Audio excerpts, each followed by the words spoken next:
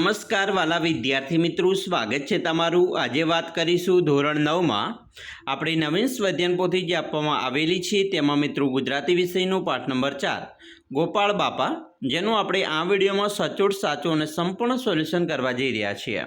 તો ચાલો વિદ્યાર્થી મિત્રો વિડીયોની શરૂઆત કરીએ। તેના પહેલાં ખાસ કરીને તમે ચેનલમાં નવા છો તો ચેનલને અવશ્ય સબસ્ક્રાઇબ કરી વિડીયોને લાઇક અને શેર કરવાનું ન ભૂલતા।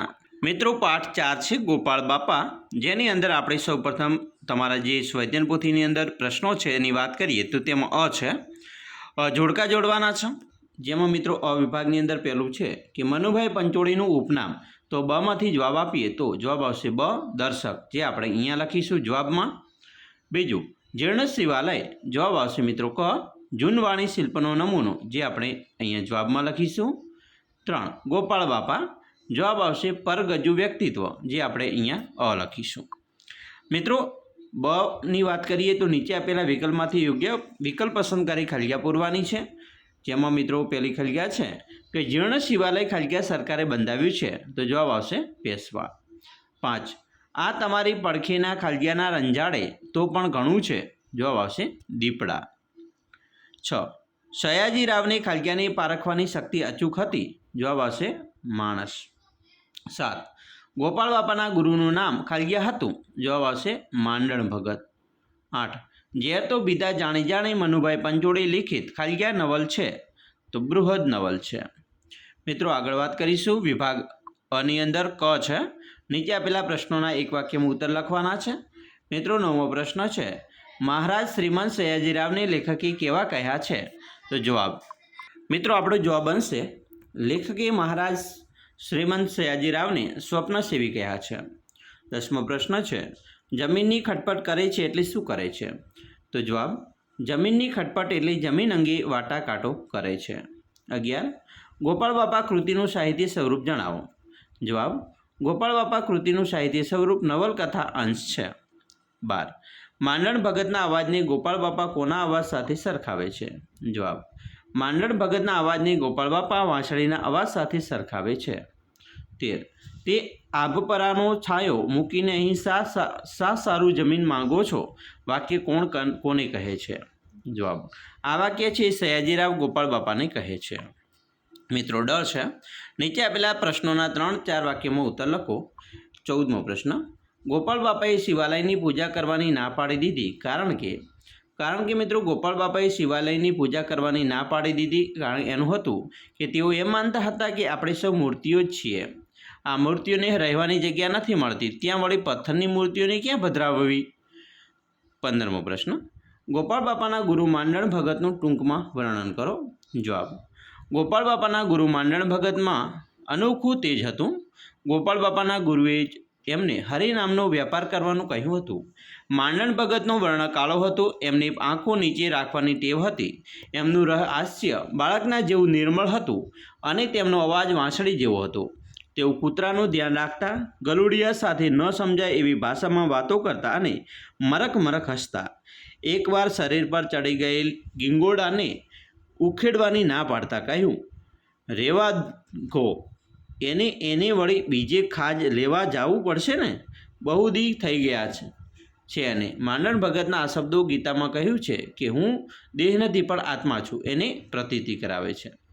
એના પછી મિત્રો ઈ છે નીચે આપેલા પ્રશ્નોના 8-10 વાક્યમાં ઉત્તર લખો। મિત્રો 16મો પ્રશ્ન છે ગોપાળ બાપાએ મિત્ર પ્રત્યેનો સાચો વિશ્વાસ ધર્મ કેવી રીતે નિભાવ્યો, સવિસ્તાર સમજાવો, જવાબ ગોપાળદાસ એક વણિક ખેડૂત છે, એ બરડાના પેટાળમાં રહે છે। 4 મહિના પહેલાં એમના એક ભાઈબંધ મૃત્યુ પામ્યા હતા, તેઓ જરિયાની કોતરીઓમાં ભાગીદાર હતા। તેઓ ગોપાળ બાપા પર એક ચિઠ્ઠી લખીને ગયા હતા, એમાં એમણે ગોપાળ બાપાને એમની તમામ માલ મિલકતની અને દીકરાની ફાળવણી કરવાની ભલામણ કરી હતી। આથી ગોપાળ બાપા આ બધી જમીન અંગે મહારાજા સયાજીરાવ સાહેબ ખટપટ કરે છે, પરંતુ તેમાં પોતાનો કોઈ સ્વાર્થ નથી, એ કેવળ નિસ્વાર્થપણે મૈત્રી ધર્મ નિભાવી રહ્યા છે। આ પરથી કહી શકાય કે ગોપાળ બાપા એ મિત્ર પ્રત્યેનો સાચો વિશ્વાસ ધર્મ નિભાવ્યો। 17મો પ્રશ્ન હું દેહ નથી પણ આત્મા છું, ગીતાના આ સંદેશની પ્રતીતિ આ કૃતિમાં કયા પ્રસંગમાં જોવા મળે છે, વિસ્તારથી લખો, જવાબ એકવાર માંડણ ભગતના શરીર પર ગીંગોડા ચડી ગયેલો, આ ગીંગોડાને કોઈ ઉખેડવા કહ્યું તો તેણે ગીંગોડાને ઉખેડવાની ના પાડતા કહ્યું કે એ રહેવા દો એની વળી બીજે ખાજ લેવા જવું પડશે ને, બહુ દી થઈ ગયા છે ને. માંડણ ભગતના આ શબ્દો ગીતામાં કહ્યું છે તેમ હું દેહ નથી પણ આત્મા છું એની પ્રતીતિ કરાવે છે. મિત્રો વિભાગ સીની વાત કરીએ. વ્યાકરણ વિભાગ છે જેમાં સૂચના પ્રમાણે જવાબ લખવાના છે. મિત્રો 18મો પ્રશ્ન છે સાચી જોડણી શોધીને લખો. તો અહીંયા મિત્રો 3 ઓપ્શન આપેલા છે, તેમાં સાચી જોડણી દૂરબીનની આ બનશે, કારકિર્દી આ બનશે, રિદ્ધિ સિદ્ધિ અહીંયા બનશે અને મૂર્તિઓ બરાબર આ બનશે. અહીંયા મિત્રો આ મૂર્તિઓ બનશે. હવે જોઈશું 19 સંધિ છોડો અને જોડો. શિવાલય શિવ વત્તા આલય થશે, લાભાલાભ લાભ વત્તા અલાભ, પ્ર વત્તા નામ તો પ્રણામ. 20મો છે નીચેના વાક્યમાં રેખાંકિત સંજ્ઞાના પ્રકાર ઓળખાવો. મિત્રો અહીંયા છે પાણી એ દ્રવ્યવાચક છે, શિવાલય જાતિવાચક, પરચુરણ જાતિવાચક, ગોપાળ બાપા વ્યક્તિવાચક અને રોષ એટલે ભાવવાચક. 21મો પ્રશ્ન છે સમાનાર્થી શબ્દ લખવાનો છે. અહીંયા લીટી દોરેલ છે તેનો. તો ધોરીમાર્ગ એટલે રાજમાર્ગ, ભાઈબંધ એટલે મિત્ર દોસ્ત, આશ્ચર્ય એટલે અચરજ નવાઈ, દેહ એટલે કાયા શરીર અને દાદ એટલે મદદ સહાય. 22મો પ્રશ્ન નીચે આપેલા શબ્દોનું યોગ્ય વિભાજન કરો.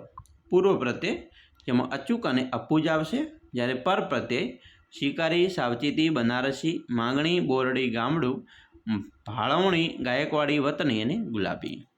23મો પ્રશ્ન છે નીચેના શબ્દો યોગ્ય કોષ્ટકમાં મૂકો. અહીંયા મિત્રો પહેલું છે પુલ્લિંગ, તો આંબો ખેડૂ લોભ, ભાઈબંધ દીકરો લોટ. સ્ત્રીલિંગ ભેખડ કેરી માંગણી, શક્તિ મૂર્તિ કોતર, જમીન ધર્મશાળા દાદ. નપુંસકલિંગ પુણ્ય ઝુંડ શિવાલય, બાળક શિલ્પ લીંબુ બરાબર વગેરે. 24મો પ્રશ્ન છે નીચેના વાક્યમાંથી અલંકાર ઓળખીને લખો. મિત્રો અહીંયા પહેલું છે મહારાજ મીઠા લીંબુ જેવા બોરને જોઈ રહ્યા, તો ઉપમા અલંકાર થાય. બીજું અવાજ જોયો હોય તો વાંસળી જેવો, ઉપમા અલંકાર. ત્રીજું હસે ભારે જાણે સાવ બાળક જેવું, ઉત્પ્રેક્ષા અલંકાર. 4 ગરીબના અમરફળ જેવા બોર ઢગલે ઢગલા ઉતરે, ઉપમા આપેલી છે એટલે ઉપમા અલંકાર થશે. 25મો પ્રશ્ન છે સમાસ ઓળખાવાનો. અહીંયા મિત્રો છે સ્વપ્ન સેવી, તો ઉપપદ સમાસ. ઝાડા ઝાંખરા દ્વંદ્વ સમાસ, લોભે લોભ દ્વંદ્વ સમાસ, અમરફળ કર્મધાર્ય, હરિનામ તત્પુરુષ સમાસ. 26મો પ્રશ્ન છે નીચે આપેલા શબ્દોનું લિંગ ઓળખાવો. મિત્રો અહીંયા પહેલું છે એના આત્માને ગુલાબી કોળીતી, આત્મા પુલ્લિંગ છે. ભગત તો પુલ્લિંગ શબ્દ છે. એના પછી ભેખડ તો સ્ત્રીલિંગ શબ્દ, બોરડી સ્ત્રીલિંગ અને બોર એ નપુંસકલિંગ શબ્દ છે. 27મો પ્રશ્ન છે રેખાંકિત સર્વનામના પ્રકાર. અહીંયા છે મેં એ જાતે ઉછરી છે, મેં એ સ્વવાચક, પેલું પ્રશ્નાર્થવાચક, આમાં નિર્દેશ કર્યો છે એટલે નિર્દેશવાચક, કંઈક એટલે અનિશ્ચિત વાચક. એના પછી તળપદા શબ્દનું શિષ્ટ રૂપ આપવાનું છે.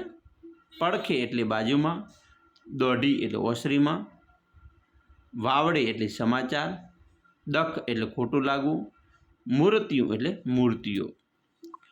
વિરોધી શબ્દ લખવાનો છે 29મા પ્રશ્નમાં. અહીંયા મિત્રો અસલ એટલે નકલ બનાવટી, યોગ્ય એટલે અયોગ્ય, રોષ એટલે શાંતિ, સાચી એટલે ખોટી અને નીચે એટલે ઉપર. 30મો પ્રશ્ન નીચેના રૂઢિપ્રયોગનો અર્થ આપી તેને વાક્યમાં પ્રયોગ કરો. પહેલું છે ખટપટ કરવી એટલે વાટાકોટો કરવી. વાક્ય છે ગોપાળ બાપા જમીન અંગે ખટપટ કરતા હતા. બીજું 100 ગળાણે ગાળવું એટલે કે ખૂબ વિચાર તપાસ કરીને કામ કરવું. વાક્ય તેણે આ નિર્ણય 100 ગળાણે ગાળીને લીધો. ત્રીજું હોકારો દેવો એટલે હા પડતી સંમતિ આપવી. ગુરુજીએ વાત કરતાં શિષ્ય હોકારો દીધો. ચોથું મનમાં માર્ગ કરી દેવો, પ્રભાવિત કરી દેવું.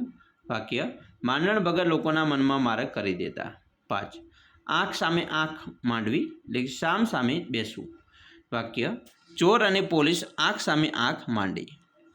31મો પ્રશ્ન છે નીચેના વાક્યનો પ્રકાર ઓળખાવો. વાક્ય છે એની પૂજાનો બંદોબસ્ત કરો, તો અહીંયા મિત્રો આજ્ઞાર્થ છે. બીજું બોરડી ઉછેરશો તો પ્રશ્નાર્થ. ત્રીજું પણ તમે કંઈક ચમત્કાર જોયો હશે, સંભવનાર્થ. ચોથું આ તમારી પડખેના દીપડા ન રંજાડે તોય ઘણું છે, એ પણ સંભવનાર્થ છે. 32મો છે નીચે આપેલા શબ્દોની સાચી ધ્વનિ શ્રેણી શોધો. મિત્રો અહીંયા છે અંગરક્ષક, તો એના માટે બનશે ક, જે આપણે અહીંયા લખીશું. બંદોબસ્ત, એની ધ્વનિ શ્રેણી બને છે બ, બની અંદર જે છે તે. એના પછી ત્રીજું જથ્થાબંધ, જેમાં આવશે ક. વિભાગ ડી લેખન વિભાગ છે. મિત્રો નિબંધ લખવાનો છે. વૃક્ષ વાવો, પર્યાવરણ બચાવો, વૃક્ષો આપણા મિત્રો, જેમાં મુદ્દા છે પ્રસ્તાવના, વૃક્ષોની ઉપયોગિતા, વૃક્ષ એક સંત અને ઉપસંહાર. તો અહીંયા મિત્રો તમને નિબંધ આપેલો છે, આ પ્રમાણે તમારે નિબંધ છે એ લખવાનો છે. સરસ મજાનો નિબંધ છે, બરાબર. આ રીતે તમારે લખી લેવાનો રહેશે, બરાબર. સરસ મજાનો નિબંધ મિત્રો લખશો. આશા રાખીએ છીએ તમને આપણો આ વિડીયો ખૂબ જ ઉપયોગી નીવડશે. અને ખાસ મિત્રો વિડીયો ગમે હોય તો લાઇક, શેર અને સબસ્ક્રાઈબ કરવાનું પણ ન ભૂલતા.